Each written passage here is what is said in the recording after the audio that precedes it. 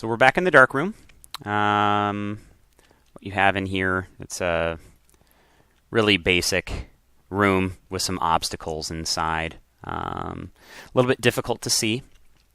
Several dispensers located overhead, out of reach, far enough that you can't see what's inside.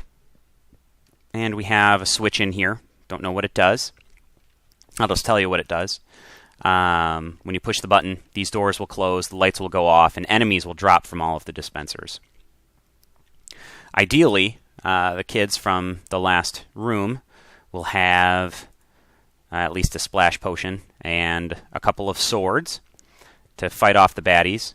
Should be more than enough because after the fall, they have reduced health. The spiders only require 1 hit to kill. Zombies, I think, maybe 2. But they're immediately surrounded. I anticipate that they'll die at least once out of sheer surprise.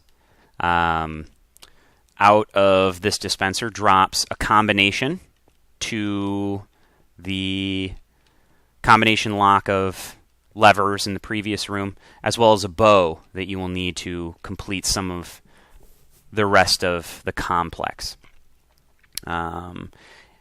Looking around, you really can't see much except for the spot in the floor, clearly made of a different material, clearly something going on here.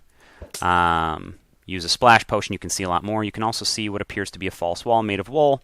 Everyone has instructions not to break anything but ice. That's the only thing you're allowed to break, so they should look at that and immediately know not to touch it. There has to be some other way to get in there. When you push the button,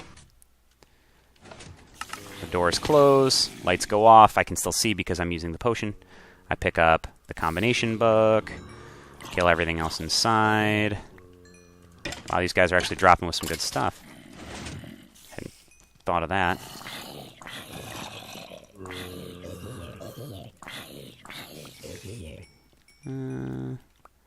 And once everything in here is dead, we're left with this creeper.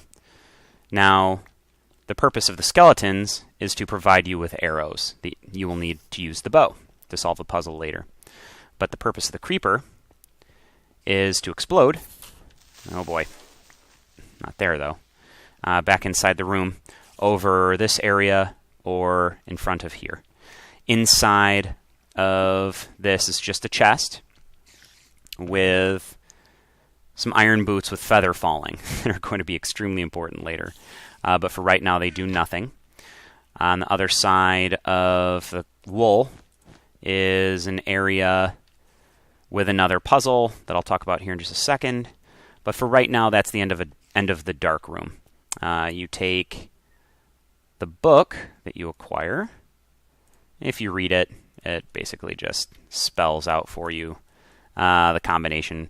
Levers 1 and 4 up, 2 and 3 down, use the button. Very simple. I'm not about to put some sort of rhyming puzzle in there. They should see that and know what to do with it. It says 2 and 3 down, 1 and 4 up. So you push these 2 levers, and you hear a piston activate. And on the other side of the wall is a piston that has a block that actually interrupts the redstone signal from this button. So now that that block is removed, I can push this button, and the signal will travel up to these dispensers. Located in one of the dispensers is a redstone block, and the other 3 are harming potions of strength 2. Should be more than enough to kill them with the armor they have at this point in the game.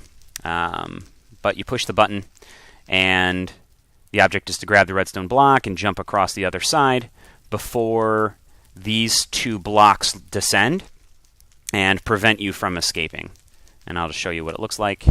Click, I pick up the redstone block. If I wait too long, the blocks come down, and a moment later, 3 potions come, should be more than enough to kill you. But, obviously I'm in creative mode, so I don't die. Hop back over to the other side, and now I have a redstone block that I can use. It's in my inventory somewhere. I have a redstone block that I can use to put in here. I'm sure at this point they will have looked at this thing and not know what the hell to do with it. You put the redstone block in there, push the button, pushes the redstone block in, which opens these doors and activates basically a wall of pistons that operate at different intervals. And the object is to descend down to the bottom. We'll talk about that here in a second.